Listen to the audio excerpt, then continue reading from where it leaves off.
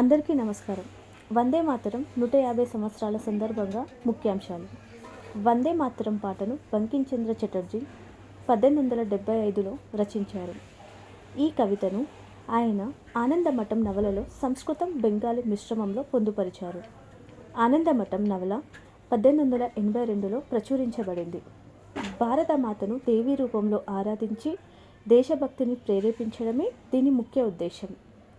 వందే మాతరం అంటే మాతృభూమికి వందనం లేదా జయహో మాత అని అర్థం. ఈ కవితకు సంగీతాన్ని రవీంద్రనాథ్ ఠాగూర్ ఇచ్చారు. 1905లో బెంగాల్ విభజన సమయంలో ఇది దేశభక్తుల నినాదంగా మారింది. ప్రతి ఉద్యమంలో వందే మాతరం స్వరాలు దేశమంతా మార్మోగాయి. జాతీయ గేయంగా గుర్తింపు పొందింది. స్వతంత్ర సమరయోధులు బిపిన్ చంద్రపాల్, అరబిందో ఘోష్, బాల గంగాధర్ తిలక్, లాలా లజపతి రాయ్ మొదలైన వారు దీన్ని ర్యాలీలో, సభల్లో నినాదంగా ఉపయోగించారు.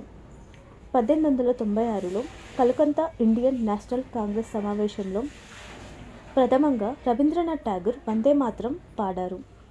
మాతృభూమి అంటే కేవలం నేల కాదు, సంస్కృతం, భాష, విలువలు, ఆత్మగౌరవం అన్నీ కలిసిన రూపం. 150 సంవత్సరాల తర్వాత కూడా దేశభక్తి, ఏకత, స్వాభిమానానికి స్ఫూర్తిగా నిలుస్తుంది. వందే మాతరం పాట సంగీతం, సాహిత్యం, సినిమాలు, కళల్లో ఇప్పటికీ ప్రేరణగా ఉంది. ఈ 150వ వార్షికోత్సవం సందర్భంగా భారతీయులు మాతృభూమి పట్ల కృతజ్ఞత, ఏకత, దేశ సేవ అనే విలువలను పునరుద్ఘాటించారు.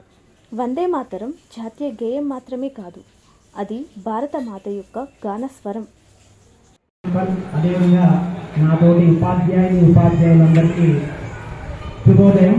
అదేవిధంగా ఈరోజు మనం ఇక్కడ ఎందుకు గ్యాదర్ అయ్యాము అంటే, ఈనాటికి వందే మాతర గీతాన్ని రచించినటువంటి ఎవరో తెలుసా?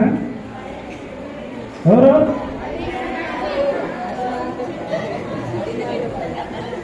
బంకించంద్ర చటర్జీ.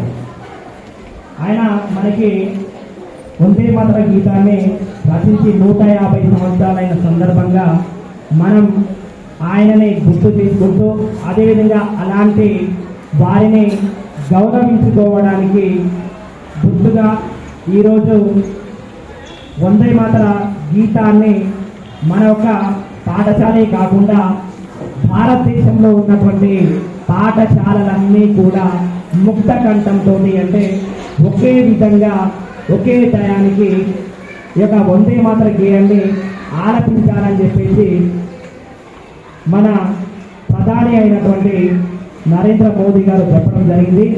కాబట్టి దానిని దృష్టిలో పెట్టుకొని మనం ఈరోజు ఆ యొక్క వందే మాతర గేయాన్ని ముక్త కంఠంతో ఆలపించాం.